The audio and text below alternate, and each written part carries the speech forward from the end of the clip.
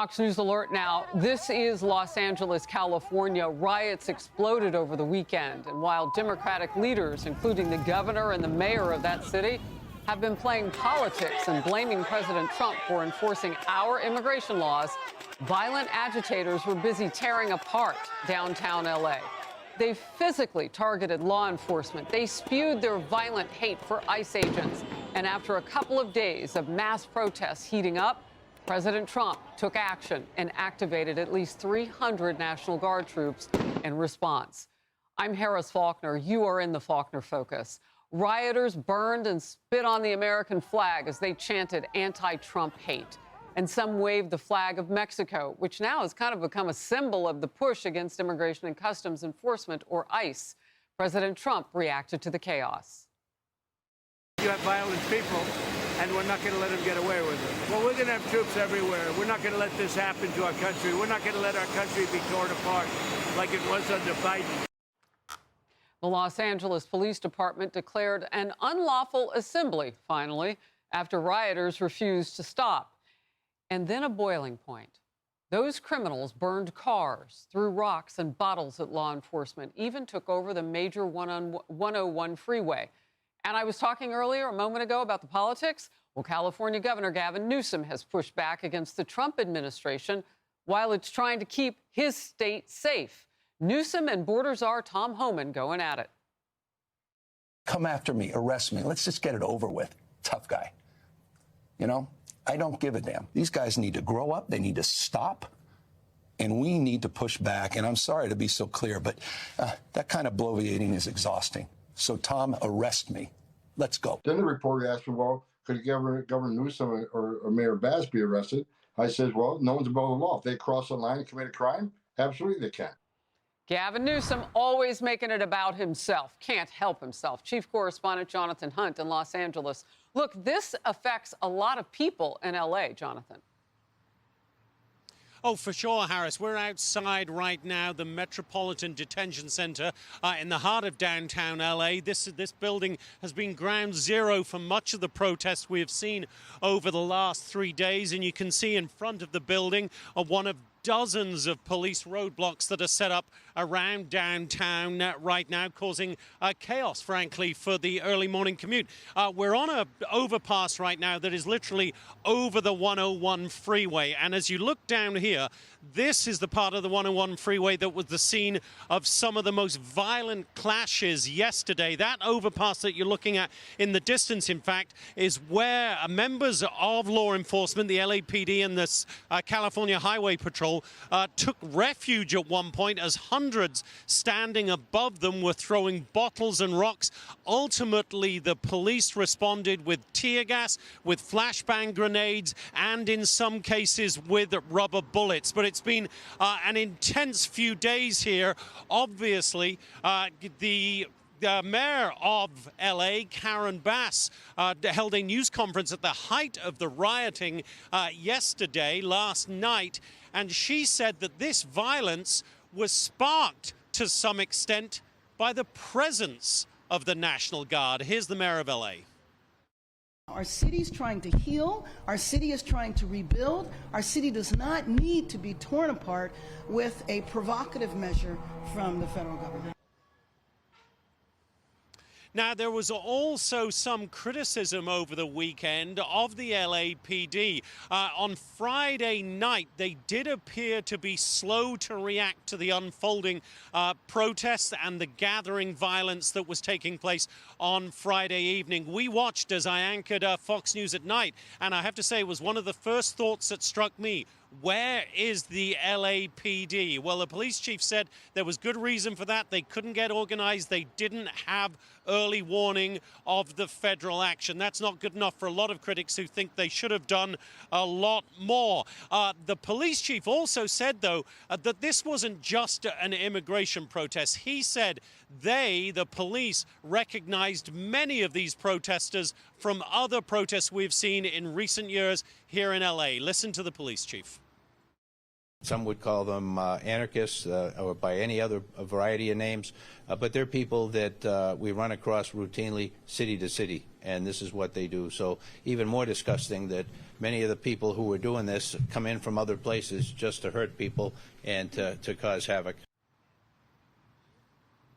So, Harris, another protest has been organized, gathering in Grand Park, just a couple of blocks from here, in a couple of hours' time. The police roadblocks remain here. The National Guard has been on the streets. We saw many of them this morning, so it remains a very tense situation throughout downtown LA today, Harris. Well, you're reporting something that we've been watching, but I didn't realize how close we were potentially to another situation out there. Real quickly, you said that the LAPD was complaining that they didn't get a heads up that the National Guard would come in. Wouldn't that mean more help? Like, I don't really understand what their complaint is, if it's even that. Their complaint was that they didn't get a heads up about the federal ICE immigration raids on Friday, and that is why they said they didn't pre-position any resources.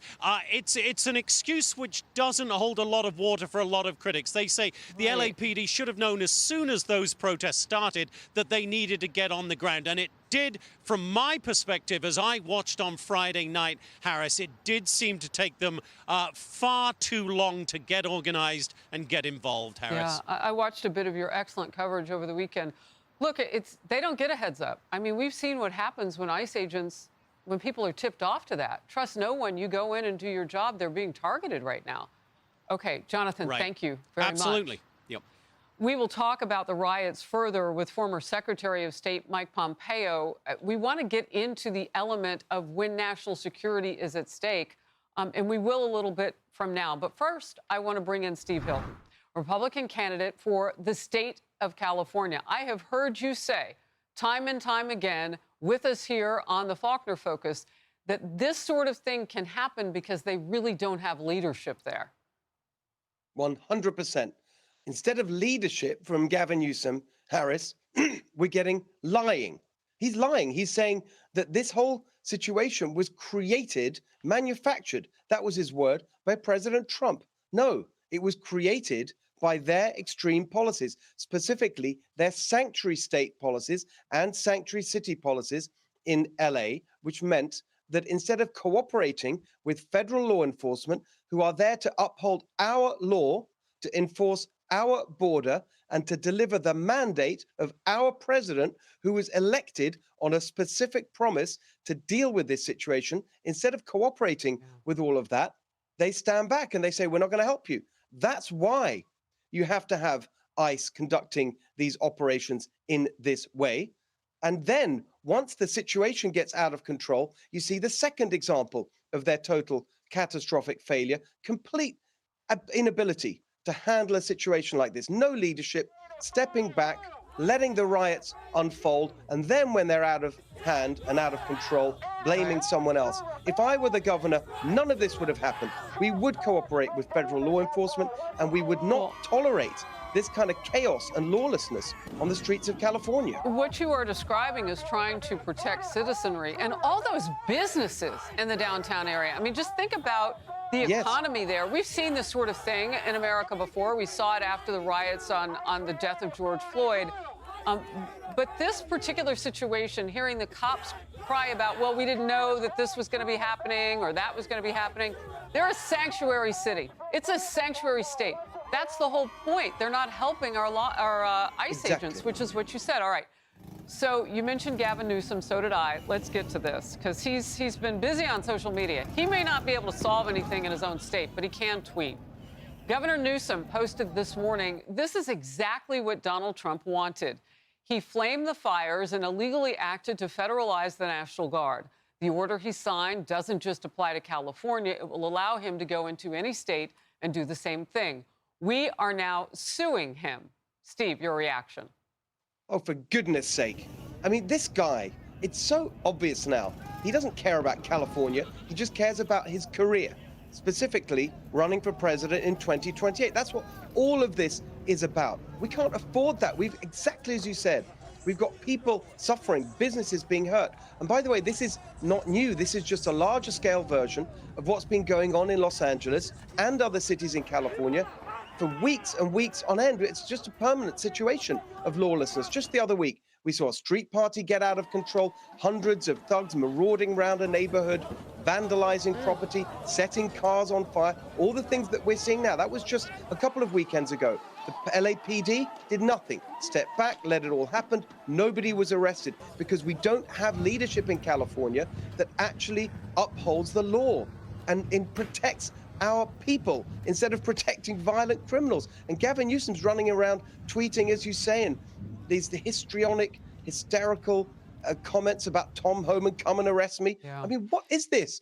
We are the greatest state in America, the largest state, the fourth biggest economy. And it's a shambles because you've had one party rule from the Democrats and they've completely given up any kind of attempt at competent, serious governance. And I think you're about to say, too, that we're the greatest country in the world. And California is our biggest state. And look, this seems like a Democratic thing, though.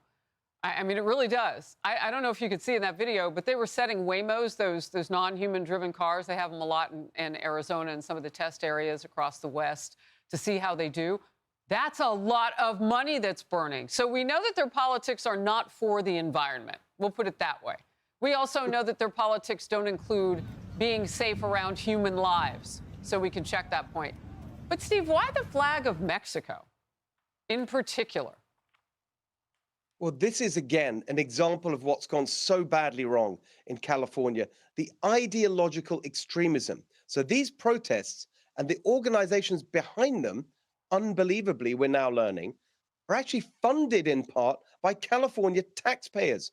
One of the organizations that's going out there and giving out these materials, including the flags. It is just so shocking. But it's part of the story in California, these ideological extremists who've taken over. And there's a really important point I want to make, because in this conversation, you hear a lot about the Latino community and so on, and the narrative that's being pushed by the Democrats and the left. I've been on the road now, 6 weeks, but even the 3 years before that, traveling California. You know who is most offended by the illegal immigrants who are coming into our communities and on this scale and getting welfare benefits and taking the places in schools and housing, all the rest of it?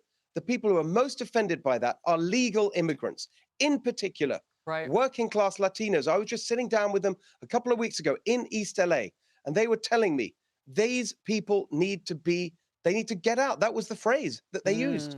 And so this narrative that this is some kind of racist thing against the Latino community, no. They're the ones who want President Trump and his administration to uphold the law, and it's in defense of legal immigrants just as much as any other American citizen that this needs to be supported, not opposed by the leadership in California, if you can even use the word leadership to describe them.